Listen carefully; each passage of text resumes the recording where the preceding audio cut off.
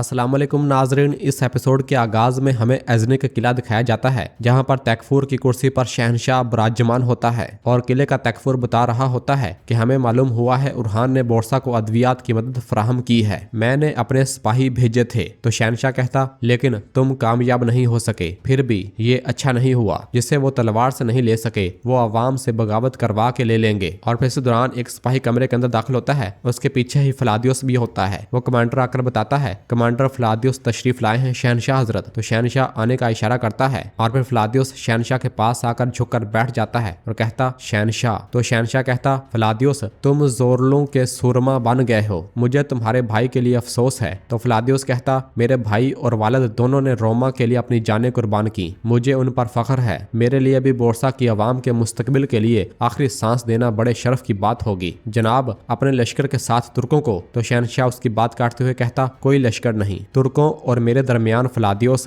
तुम हर जंग तलवार से नहीं जीत सकते। इसलिए मैं कल अरमाडेस जाकर उरहान से मुलाकात करूंगा। तो फलादियोस परेशान होते हुए कहता, क्या आप मुलाकात करेंगे? शहनशाह हाँ में इशारा करता है। तो फलादियोस कहता, जनाब जब वो आए तो इन्हें मार दें। तो शहनशाह कहता, नहीं, अगर तुम किसी तुर्क सरदार को मारोगे तो तुम तुर्कों को मुतहद कर दोगे। बेलकान में के चाकों के साथ जारी जंग खत्म होने से पहले मैं कोई दूसरा महाज नहीं खोलूंगा। तो फलादियोस कहता, बोरसा के पास मज़ाहमत की ताकत नहीं बची। मेरी फौज, मेरी अवाम मुसीबत में है। और फिर कहता है, ताहम अगर ये मुलाकात बोरसा की अवाम को वक्त दिला सकती है तो मैं अपना फर्ज अदा करने के लिए तैयार हूँ। शहनशाह कहता, फलादियोस तुम फिर से रोमा की मुकद्दस तलवार बनोगे। अपनी जंगों से तुम तुर्कों को कमजोर करोगे और दैफने होलोफिरा के जरिए उरहान के कबीले में दाखिल होगी। तो फलादियोस हैरानगी से कहता, दैफने? किस दौरान एक खंजर दीवार पर आ लगता है। सिपाही चुकन्ना हो जाते हैं। शहनशाह के गिर्द हिफाजती हिसार बना लेते हैं। कितने में ही एक खातून उड़ती हुई कमरे के अंदर दाखिल होती है जो कि दिखने में काफी हसीन और खतरनाक लग रही होती है, जो कोई और नहीं होलोफिरा यानी नीलोफर की बहन दैफने होती है। और फिर वो फलादियोस के साथ आकर खड़ी हो जाती है। तो शहनशाह कहता, कमानदार फलादियोस ये दैफने है। वो साथ ही उरहान की बीवी नीलोफर की बहन है। और फिर दैफने कहती, होलोफिरा, इसका नाम होलोफिरा है। वो अपना नाम बहुत जल्द फिर कभी ना भूलने के लिए दोबारा याद करेगी। शहनशाह कहता, तुम लोग उरहान को इसके कबीले में कैद करोगे। जब बलकान में जंग खत्म होगी तो मेरा लश्कर तुर्कों को खत्म कर देगा। और फिर इसके बाद दैफने अपना हाथ फलादियोस की जानब बढ़ाते हुए कहती है, तुमसे मिलकर खुशी हुई फलादियोस। तो फलादियोस उसका हाथ चूमता है और उसकी जानब देखता तक नहीं, जिस पर दैफने हैरान होती है।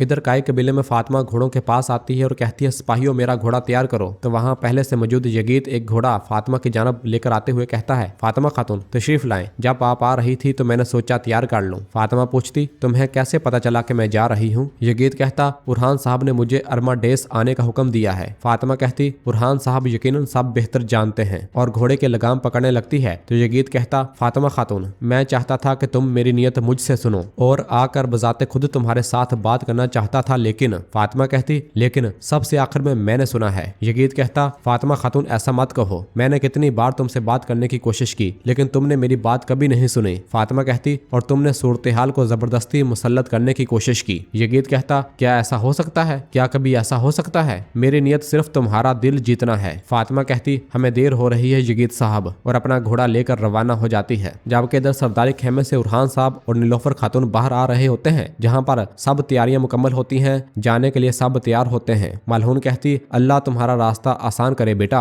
अलाउद्दीन साहब कहते, अल्लाह आपका रास्ता आसान करे भाई। उरहान साहब कहते, शुक्रिया मेरे भाई, कबीला तुम्हारे हवाले है। और फिर इसके बाद उरहान साहब जैसे ही आगे बढ़ते हैं तो अब्दुर्रहमान अपने घोड़े पर सवार हुए वहां पहुंचता है और नीचे उतरकर उरहान साहब के पास आकर बताता है, हमारा सगोत में कुछ मशकूक आदमियों से सामना हुआ है। उनकी गर्दनों पर ये निशानात थे और वो निशान उरहान साहब को दिखाता है और बताता है कि उन्होंने हम पर हमला किया, हमने इन सब को मार दिया। तो उरहान साहब कहते, बज़ाहिर हमारे नए दुश्मन हैं, सिपाहियों को हर जगह भेजो, होशियार रहना। और फिर अब्दुर्रहमान वहां से रवाना हो जाता है और उरहान साहब अपने घोड़े पर सवार होते हैं और सब लोग अरमाडेस शहनशाह से मिलने के लिए रवाना हो जाते हैं। जबकि पीछे से मलहून खातून उनके रास्ते में पानी फेंकती है और कहती है, पानी की तरह जाओ और पानी की तरह लौटो। जबकि दूसरी जानब तैमूरताश कुछ कागजों पर लिख रहा होता है और अपनी मोहरें लगा रहा होता है। इस दौरान उसका एक मंगोल नौकर आकर बताता है, शाहीन शाह साहब आए हैं। इस पर तैमूरताश उसे आने का इशारा करता है और फिर अगले ही लम्हे शहनशाह साहब तैमूरताश के पास आ जाते हैं, जिसे देखते हुए तैमूरताश कहता, किंग से काई कमानदार शहनशाह साहब, तुम इस बार क्या चाहते हो? तो शहनशाह साहब कहते, काई किंग, हम सब एक ही हैं, हम सब अगोज हैं तैमूरताश। तो तैमूरताश हंसते हुए कहता, अगर तुम सब इकट्ठे हो भी जाओ तब भी तुम्हारी इतनी कदर नहीं होगी जितनी यहाँ मेरे सिपाहियों की है। शहनशाह साहब कहते, जब से तुमने अपने दुश्मन के साथ सोने के एक संदूक के लिए सुलह की है तुम्हारी कदर भी वाजे हो गई है तैमूरताश। ये सुनते साथ ही तैमूरताश को निहायत गुस्सा आता है और अपना खंजर शाहीन की गर्दन पर रख देता है। शहनशाह साहब कहते, तुम मेरी बात सुनोगे या मैं जाकर तुम्हारे खान से बात करूं? तो तैमूरताश कहता, अगर तुम्हारी बात की कीमत ना हुई तुम ज्यादा देर तक जिंदा नहीं रहोगे शहनशाह, ये जान लो और इसके मुताबिक बात करो। तो शहनशाह साहब कहते, तुम्हें सोने की जरूरत है और हमें लोगों की जरूरत है। काई की जमीनें वसी हैं और इनकी फसल बहुत ज्यादा है, लेकिन इसकी आबादी कम है। इसे ऐसे लोगों की जरूरत है जो इस जमीन पर काम करें। मिसाल के तौर पर किंग के लोग जिन्हें तुमने नुकसान पहुंचाया और भेज दिया। तो तैमूरताश कहता, तुमने काई पर अपना एतमाद खो दिया और अब तुम किंग से अपने ही कबीले से मदद की उम्मीद कर रहे हो, हाँ? तो शहनशाह साहब कहते, अगोज के तमाम कबाइल आपस में ताल्लुक रखते हैं तैमूरताश।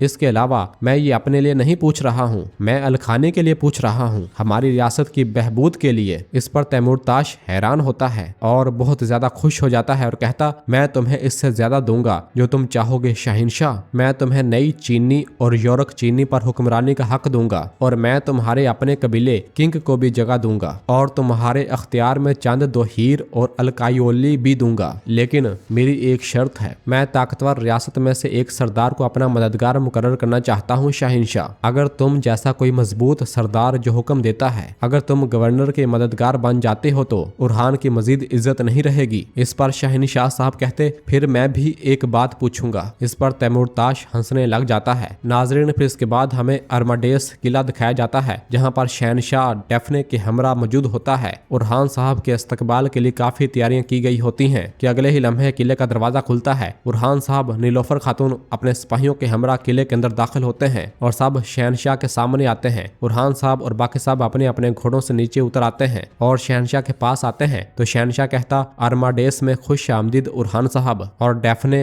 नीलोफर की जानब देखती है और नीलोफर डेफने की जानब, जबकि इस दौरान फलादियोस भी छुप कर देख रहा होता है क्योंकि फातिमा भी उनके हमरा होती है, इसलिए वो सामने नहीं आना चाहता। और फिर उरहान साहब जब एजनीक के तकफुर की जानब देखते हैं तो कहते हैं, जब तक मुसाफिरों पर घात लगाकर हमला करने वाला मौजूद है मैं इस्तकबाल पर खुश नहीं हूँ। यह सुनते साथ ही शहनशाह अपनी तलवार निकालता है और एजनीक के तकफुर की गर्दन उड़ा डालता है और उसे मौत के घाट उतार देता है और फिर तलवार से खून साफ करते हुए कहता है, मैं इस नाखुशगवार माहौल के लिए खवातीन से माजरत ख्वाह हूँ। यह देखकर सब हैरान होते हैं। उरहान साहब कहते, मेरे लिए शरफ की बात है कि मेरा दुश्मन मुअज़्ज़ज़ है। शहनशाह कहता, आप मेरे मुअज़्ज़ज़ दोस्त क्यों नहीं बन जाते उरहान साहब? क्या हम इसके लिए नहीं मिले हैं? मैं आपको डेफनी से मिलवाता हूँ। और फिर डेफनी आगे बढ़ती है और नीलोफर भी खुश होते हुए कहती, डेफनी, और दोनों आगे बढ़कर एक दूसरे को गले से लगा लेती हैं और दोनों बहुत ज्यादा खुश होती हैं। जबकि फलादियुस भी एक जानब खड़ा ये सारा मंजर देख और सुन रहा होता है। नीलोफर डेफनी से कहती, तुम्हारी खूबसूरत आंखों के बगैर मैं तुम्हें नहीं पहचान सकती थी, माशाल्लाह तुम अब बड़ी हो गई हो। और फिर डेफनी उरहान साहब से मिलती है और कहती, आप वो आदमी है जिसने बाज़ंतीनी की सबसे खूबसूरत लड़की का दिल चुराया है। हाँ, हम अपनी बहन को हूर कहते थे उरहान साहब, इसका मतलब है परी। अब आपको देखकर मैं समझ सकती हूँ मेरी बहन ने अपना माजी क्यों मिटा दिया। तो उरहान साहब कहते, इसने अपना सारा माजी नहीं मिटाया, वो अब भी तुमसे प्यार करती है। और फिर इसके बाद शहनशाह कहता, आगे बढ़े उरहान साहब। और फिर उरहान साहब और शहनशाह एक जानब रवाना होते हैं जहाँ पर उनके बैठने के लिए कुर्सियां लगाई गई होती हैं। जबकि इधर किले की गलियों में से बाज़ंतीनी सिपाही जब आगे बढ़ रहे होते हैं तो दोस्त काई सिपाही जिन्होंने बाज़ंतीनी लिबास जेबतन किया होता है उन्हें मौत के घाट उतार देते हैं और उनकी लाशों को छुपा दिया जाता है। और इस तरह एक और बाज़ंतीनी सिपाही जो कि रास्ते में खड़ा होता है उसे भी मौत के घाट उतार दिया जाता है और साथ साथ उनकी लाशों को भी ठिकाने लगाया जा रहा होता है।